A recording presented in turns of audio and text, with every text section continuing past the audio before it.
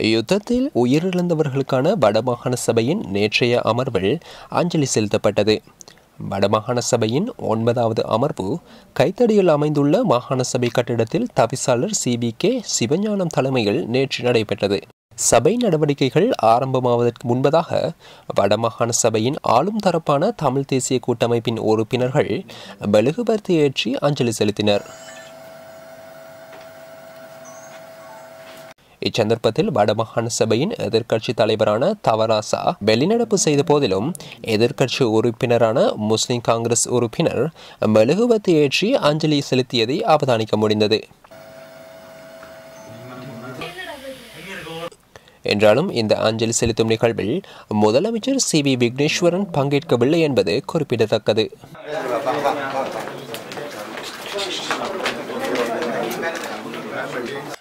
இறந்தவர்களுக்காக நாங்கள் எங்களுடைய மனோநிலையை வெளிப்படுத்துவதை அரசாங்கம் வித்தியாசமாக எடுத்துக் கொண்டிருக்கின்றது. இறந்தவர்கள் எங்கே திரும்பவும் வந்து விடுவார்களோ என்ற பயத்தில் தானோ என்னவோ ராணுவமும் அரசாங்கமும் எங்கெல்லாம் நாங்கள் தீபம் எரிக்கின்றோமோ தீபம் ஏற்றுகின்றோமோ அங்கெல்லாம் வந்து அவற்றை அணைப்பதும் அது சம்பந்தமாக மக்களை கைது செய்து செல்வதும் சில நாட்களாக நடைபெற்று வருகின்றது.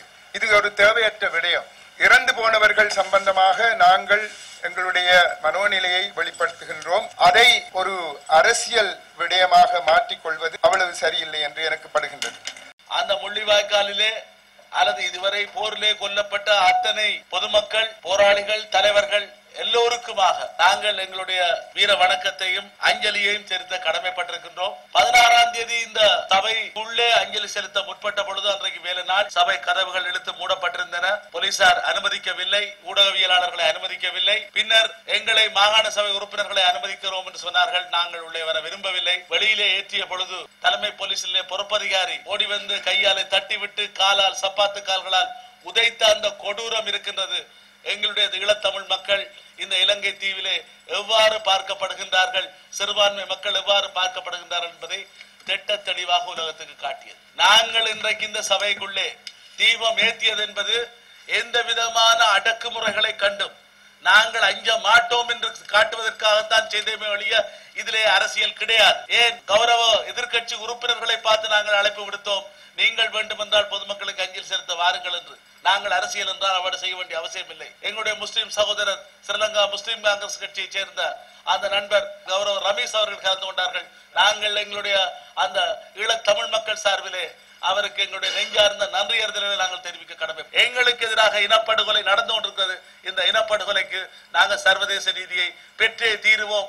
சர்வதேச குற்றவியல் நீதிமன்றம் வரை, இன்டர்நேஷனல் கிரிமினல் கோர்ட் வரை சென்று நாங்கள் இதை நிலைநாட்டுவதற்கு தயாராக இருக்கிறோம். அண்மையிலே அமைச்சர் விமல் வீரவன்ச சொல்லி இருந்தார், தமிழ் தேசிய கூட்டமைப்புடைய பாராளுமன்ற உறுப்பினர்களையும் மாகாண சபை உறுப்பினர்களையும் பதவியிழக்க செய்ய வேண்டும் என்று. முடிந்தால் செய்து பாருங்கள் என்று சவால் விடுகிறோம். இன்றைக்கு முஸ்லிம் மக்களுக்கு எதிரான அடக்குமுறையை செய்து கொண்டிருக்கிறது இன்றைக்கு சிங்கள பௌத்த ஏகாதிபத்தியம். ஆகவே மலையக மக்கள் இன்றைக்கு கொடுக்கப்பட்டுக் கொண்டிருக்கிறார்கள். அத்தனை சிறுபான்மை இனங்களும் தேசிய இனங்களும் சேர்ந்து ஒரு தலைமைக்கு கீழே அல்லது ஒன்றாக இணைந்து போராடுகின்ற காலம் வெகு தொலைவில் இல்லை.